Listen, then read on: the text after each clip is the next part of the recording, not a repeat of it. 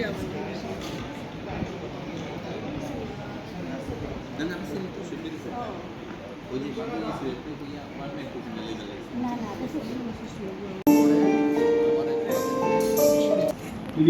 যুক্তরাষ্ট্রে পাড়ি জমান জীবনের তাগিদে, জীবনের অনেক উচ্চাসা নিয়ে। সেখানে তিনি অনেকগুলো বছর ছিলেন। তিনি নিউ ইয়র্কের হাডসন নদীতে তার কবিতা তিনি আগেই লিখতেন, অনেকগুলো কবিতা তার খাতায় লিপিবদ্ধ ছিল, এবং একসময় তিনি ভেবেছিলেন যে কবিতা দিয়ে কী হবে, লিখে দিয়ে কী হবে, সাহিত্য চর্চা করে কী হবে, জীবনে তো অর্থের দরকার। তাই তিনি একসময় নিউ ইয়র্কের হাডসন নদীর তীরে বসে তার সেই কবিতার পাণ্ডুলিপিটা নদীর জলে ভাসিয়ে দিলেন। কিন্তু একসময় তাকে দেশে ফিরে আসতে হয় দেশের পারিবারিক বন্ধনের কারণে, এবং তিনি দেশে ফিরে আসেন।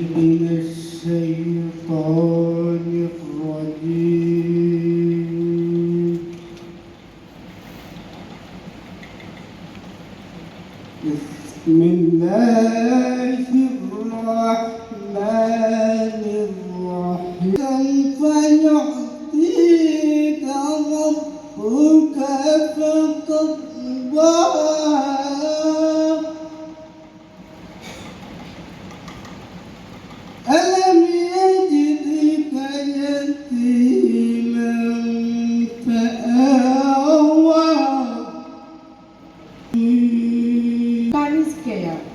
কানিজকে অশেষ ধন্যবাদ।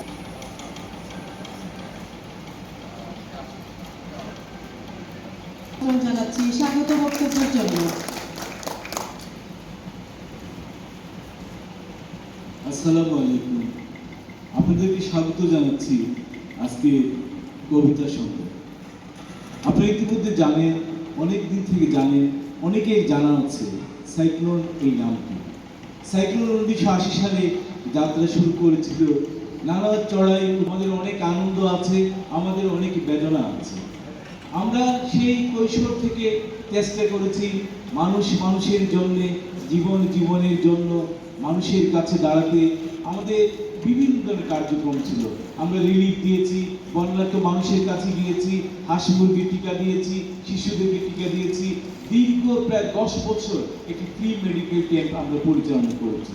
সর্বশেষ যে কাজটি আমাদের একটি বেদনা এবং আনন্দ হচ্ছে আমরা চেষ্টা করেছি, আর বেদনা হচ্ছে আমাদের সেই চেষ্টা ব্যর্থ হয়েছে। এরপরও জীবনের ধন কিছু যাবে না ফেলা, আমরা মনে করি এটা আমাদের একটি অর্জন।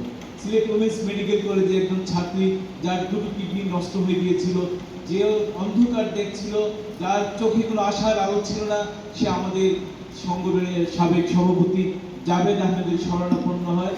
জাভেদ আহমেদ আমাদের সবাইকে নিয়ে সেই মেয়েটির জন্য তহবিল সংগ্রহ করেছিলেন। শুধু সাইক্লোনের পক্ষ থেকে প্রায় 5 লক্ষ টাকা দেওয়া হয়েছিল। মেয়েটি সুস্থ হয়েছিল, আবার সে পরীক্ষা দিয়েছিল, কিন্তু যখন সে ডাক্তার হলো তখন সে আর পৃথিবীতে নেই। এটাও আমরা দুটোর বেদনা। এরপর তো আমাদের ভালো লাগে যে আমরা তো চেষ্টা করেছি। এরপর আমরা যে কাজটা করছি সেটা হচ্ছে সিলেটের প্রায় 20টা স্কুলে প্রায় 30 বছর আমরা শিক্ষাবৃত্তি দিচ্ছি। এই সাইক্লোন ডাক্তার রসুল সাইক্লোন শিক্ষাবৃত্তি নামে একটি বৃত্তি আমরা প্রবর্তন করছি। সব শেষে আমরা সাম্প্রতিক সময়ে যে কাজটা করছি, প্রতি সোমবার সন্ধ্যায় আমরা মুসলিম সাহিত্য সংসদে মিলিত হই। এখানে আমরা কবিতা পড়ি, আমরা গান গাই, আমরা গল্প পড়ি, আমাদের লেখাকে পোস্টমর্টেম করা হয়, পরে আমরা নতুন একটি দিক নির্দেশনা পাই।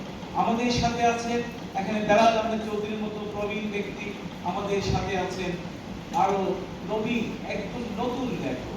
এইভাবে আমাদের চলছে, এবং সেই আসলে একজন একনিষ্ঠ, একজন বিশিষ্ট এবং একটি অন্যতম মানুষ হচ্ছেন সালেহ আহমদ খসরু।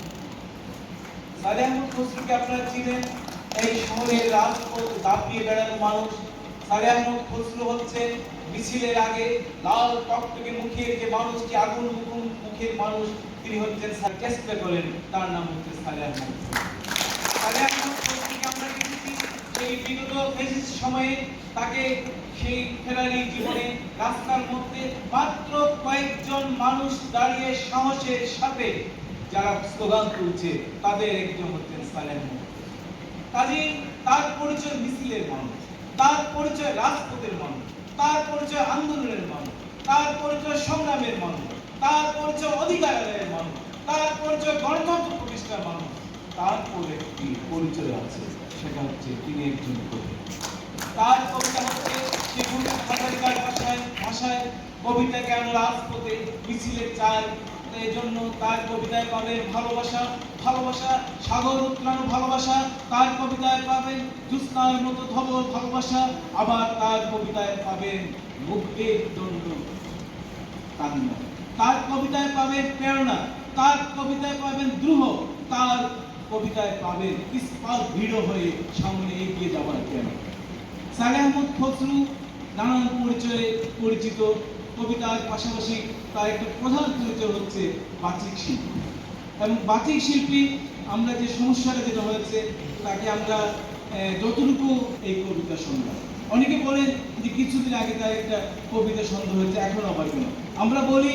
এবং সেই কথা যে কবিতা কেন রাজপথে মিছিলে চাই, সব জায়গায় কবিতা থাকবে। কবিতারই আমরা চাই যুদ্ধ বন্ধ হোক, কবিতারই আমরা চাই ভালোবাসার যে উৎসাহিত যে প্রবাহ, সেই প্রবাহ তো আরো বেগবান হবে। সালেহ আহমদ খসরু ভাইয়ের আজকে কবিতা সংগ্রহের এই চমৎকার আয়োজন উপস্থিত সকলকে জানাই প্রথমত এই সুন্দর আয়োজনে শুভেচ্ছা। এই যে স্বল্প নোটিশের আয়োজন, এখানে অনেক ব্যস্ত যারা আমাদের নানা কেন্দ্রে, তো আমি একেবারে শুরুতেই আমি আজকে সিলেট জেলা শিল্পকলা একাডেমিতে দাঁড়িয়ে একক কবিতা সংগ্রহ করছি। এজন্য রিয়া রুদ্র সহ প্রায় 2000 প্রাণের বিনিময়ে এই মুক্ত শিল্পকলা একাডেমি, না হলে এখানে কে আমাকে স্থান দেয়? ওই 17 বছর তো তারা আমাদের ডাকেনি, বেতার ডাকতো না, টিভি ডাকতো না, শিল্পকলার জায়গা দিত না একটি অনুষ্ঠান করার জন্য। সুতরাং আজকে সেই সকল 2000 প্রাণের আমি পানি লাগবে, পানি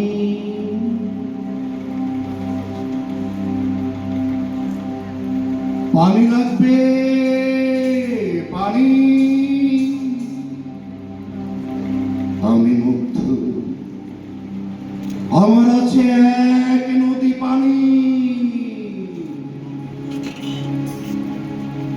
আমি কাতরা কাতরা জল নয়, একেবারে অচেনা নয়, তোমার সাঁতার কাটা নদীর সাঁতার যুবক আমি। ভাই আবু সাইদ দেখে আমি অজেয় হয়েছিলাম। আমাকে চিনতে ভুল করলে নাকি ওপার হতে আসা রাক্ষস তত্ত্বস ছিলে তুমি?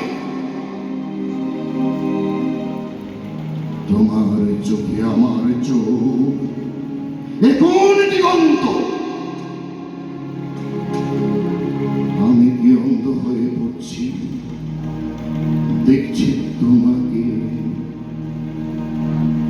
অথচ তুমি অচেনা।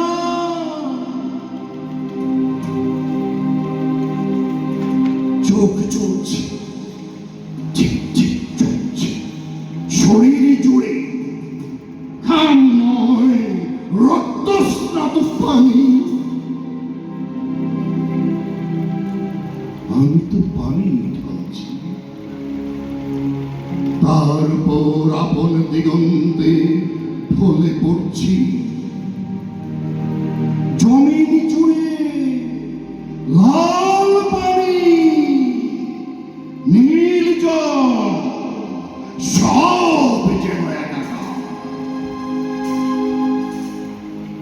আমার ঠোঁট তখনও বলছে পানি লাগবে, পানি। তার তারপর থেমে গেলাম মুগ্ধ আমি। বাবা মায়ের ভাইয়ের চিৎকার, মুগ্ধ মুগ্ধ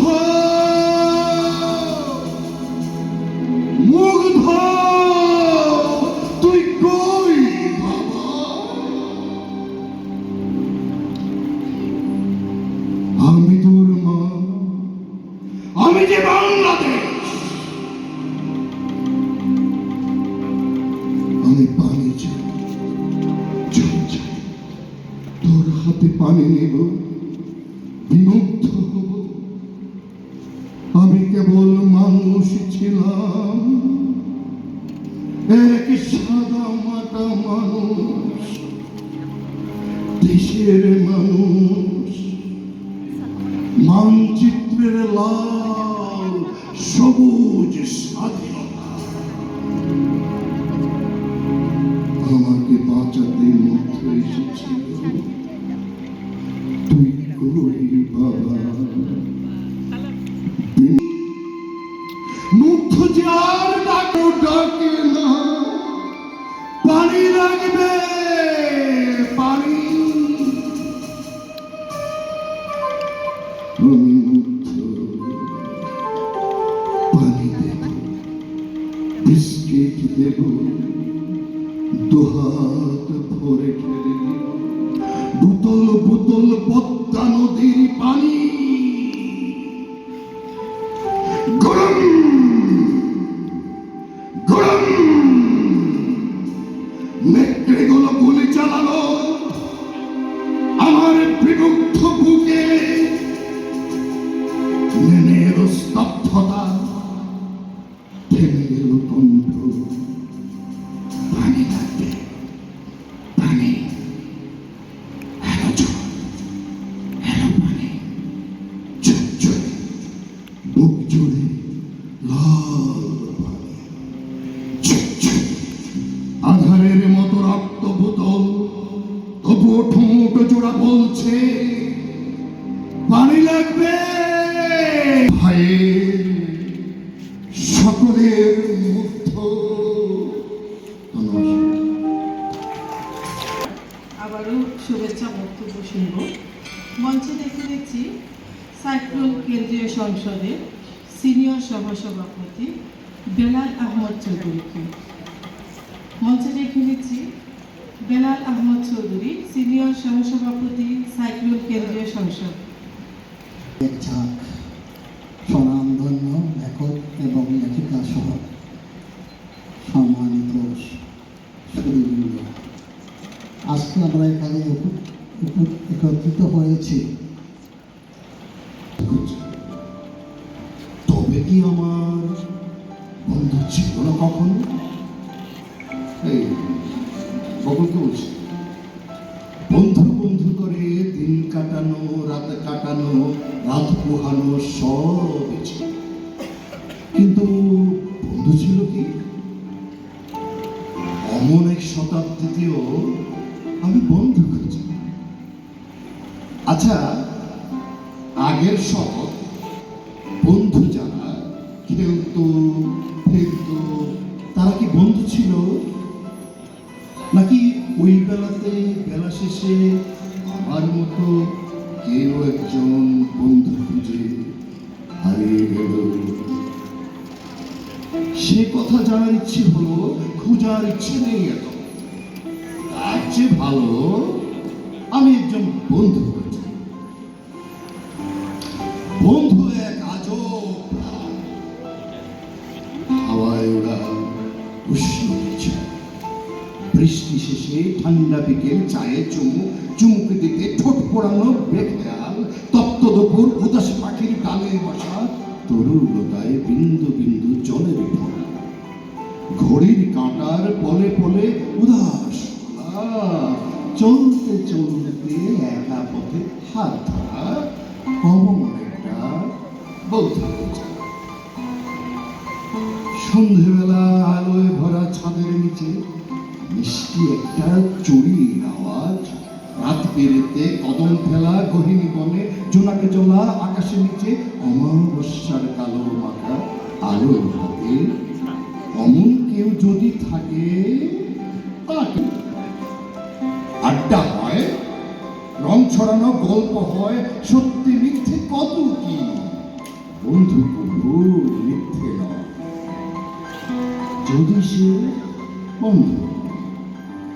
তেমন বন্ধু হাজারে ভিড়ে একজন কি বন্ধু নয়, হয়তো সে বন্ধু তোমার, আমার কিন্তু খোঁজা সার। আজও আমি বন্ধু খুঁজি গধূলি আলোয় তোমায় খুঁজি। ইচ্ছে আমার ইচ্ছে নয়, সত্যি বলি তোমার বুঝি এই বেলা বুঝি। ধন্যবাদ। আবৃত্তি সন্ধ্যার সম্মানিত সুধীবৃন্দ, তো সালেহান সবাই সম্পর্কে আসলে বলতে গেলে আমার প্রথম পরিচয় আসলে আমি কণ্ঠস্বরী প্রেমে পড়ে যাই। তারপর থেকে আমরা সাহিত্য বা যতগুলো অনুষ্ঠান করেছি ওনাকে যে আমরা চিন্তা করতে পারি না, এবং এমন হয়েছে যে আমরা একটা অনুষ্ঠান 2 দিন পিছিয়েও দিয়েছি যদি থাকতে পারবো না, ওনার গলার সমস্যা। কারণ আমার মনে হয় যে চাইলে যাবেন আমাদেরকে সমৃদ্ধ করবো, আমরা ওনার কাছ থেকে নিজেরাও লাভবান হব ওনার যে প্রতিভা, এবং ভবিষ্যতে আরও এরকম সন্ধ্যা আমরা চাই। এবং সাইকেলকে ধন্যবাদ জানাই যে সুন্দর একটি সন্ধ্যা আয়োজন করার জন্য। ধন্যবাদ সবাই। আসলেই কবি হবেন এবং